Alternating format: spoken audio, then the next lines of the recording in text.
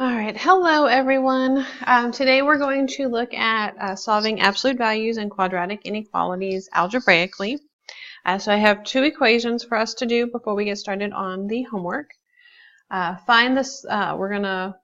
process for solving absolute value and quadratic inequalities, we're going to do one of each, is to find the solutions. So to do this, we're going to change the inequality temporarily to an equation to solve. We're then going to mark the solutions on a number line, and we're going to use test points in each region. So the regions will be broken down by the solutions, and so we will just select those, and we'll determine if it's true or untrue. If it's a true statement, then that area is going to be shaded. If it's not true, then it's not shaded because it's not part of the solution. If it is less than or greater than, the endpoints will be an open dot, parentheses when we do the solution set, and if it's less than or equal to or greater than or equal to, we will use closed circles and brackets when we do our solution set. All right, so our first example, so example 1, is our absolute value example. So we're going to look at 2x minus 7. And we're going to look at that and see when that is great, what values of x will make that greater than 13. So just like last class, we're going to have two cases because 2x minus 7 can be equal to positive 13, but this can also be equal to negative 13. So 2x minus 7 equals 13, or we're going to have 2x minus 17 equals negative 13. So we're just going to go through and solve this just like last time. So bringing down our 2x, we get 2x equals 20, dividing by 2 on both sides. So for this one, we get x equals 10. So that's going to be one of our solutions. And then solving this side,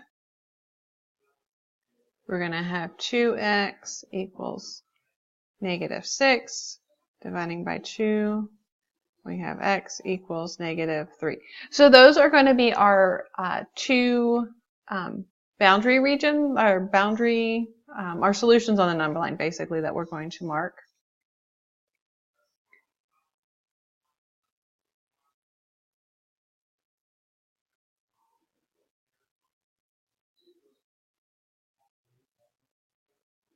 So these are our three regions. We're going to have, we're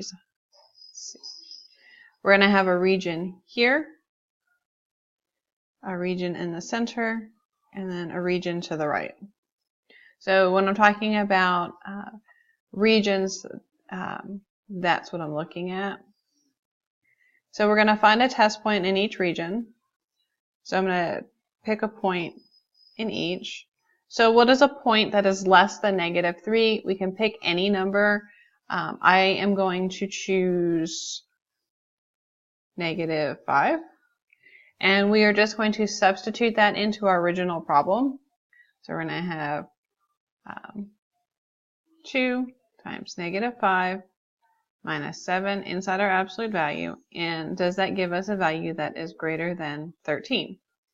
So we're going to have 2 times negative 5, which is negative 10 minus 17.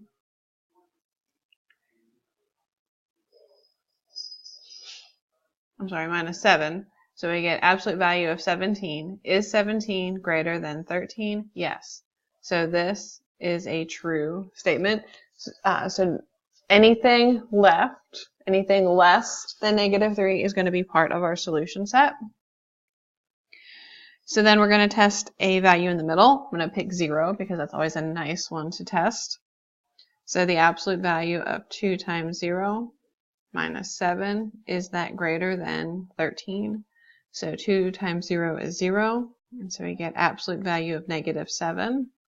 Absolute value of negative 7 is just regular 7. And is 7 greater than 13? This is a false statement. So anything between negative 3 and 10 is not part of our solution set. And then our last point, we're going to pick something to the right or greater than 10. So I'm going to choose, I'll choose 11. We can pick any number. So the absolute value of 2 times 11 minus 7, is that greater than 13? So 2 times 11 is 22. 22 minus 7. So 22 minus 7 is 15. Is 15, absolute value of 15 is 15. Is 15 greater than 13? That is a true statement. So everything that is true is going to be part of our solution set. So I'm going to, you know what, let me back up. I'm not sure how to undo on here. Maybe that, there we go. So going back, so I need to put a circle, whether it's an open circle or closed circle, at 3. Why won't it switch? Alright, so we're going to have, since our original was a less than is going to be an open circle. So I'm going to have an open circle at -3 and 10. Now we can highlight.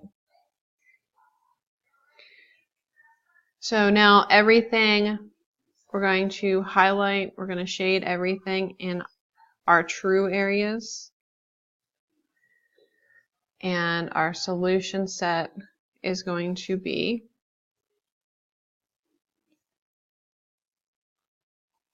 from -infinity up to -3, or from 10 to positive infinity. So this is our solution set.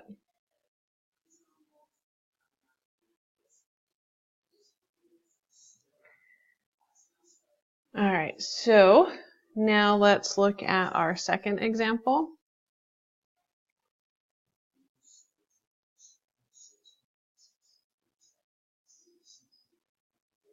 So our second example is going to be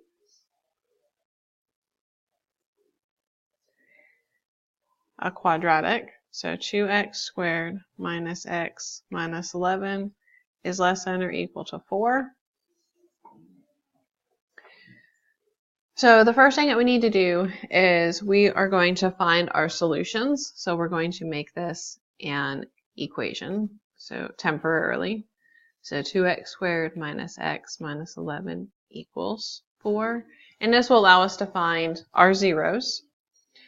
And so now we're going to move 4 over so that it equals to 0. And this will allow us to use either box method, quadratic formula, factoring. All right, so I'm going to set up box method.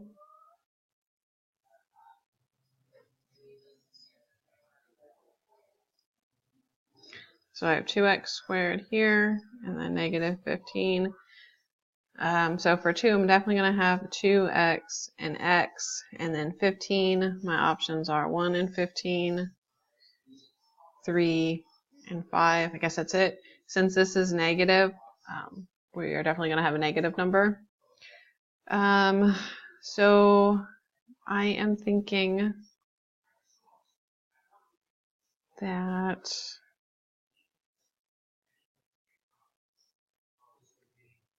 see, I'm going to try 3 and 5. I'm trying to mentally figure out where my negative's going to be. Let's see. If I have 3 and 5 here, this will be 5x. And this will be 6x. This is negative, so my negative is going to be on my 3. And then negative 6x plus 5 gives me -1. So I'm going to have x minus 3 and 2x plus 5. For my solutions, so setting this equal to 0, I'm going to have x equals 3 for one solution, and 2x plus 5 equals 0. 2x equals -5, dividing by 2. So my solutions on my number line are going to be at x equals 3 and x equals negative 5 over 2 or negative 2.5. I'm switching it to decimal since we're going to be on a number line. Alright, so let me clear this off. I'm not going to do a full clear because I'll forget.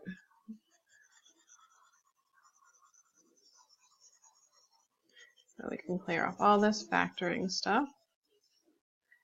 Alright, so I'm going to draw my number line. I have negative 2.5 and 3.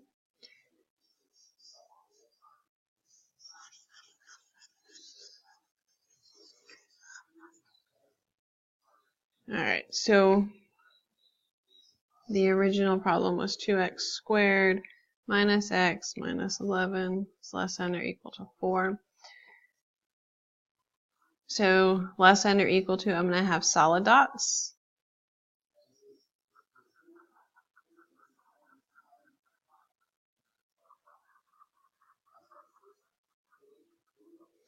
Alright, so I need to know where my shading is going to be. So we're going to do some test points.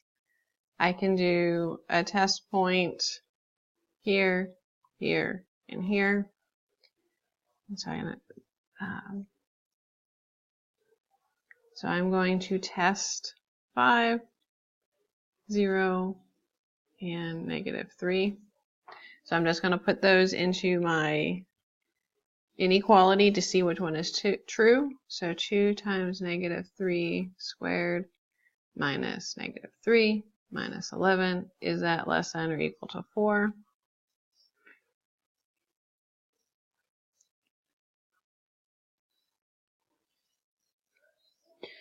Alright, so we get 18 plus 3 is 21. 21 minus 11 is 10. So we get 10 is less than or equal to 4. That gives us a false statement. So that's not going to be in our region.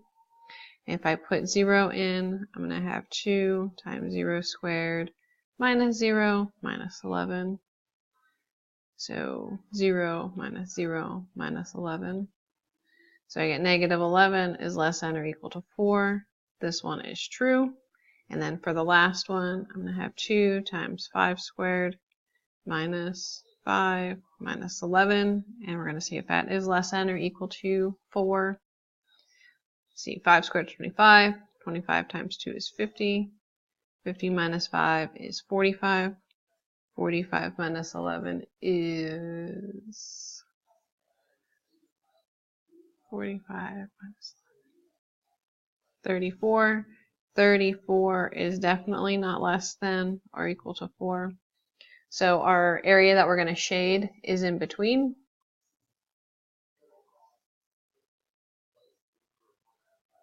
And so our solution set is going to be everything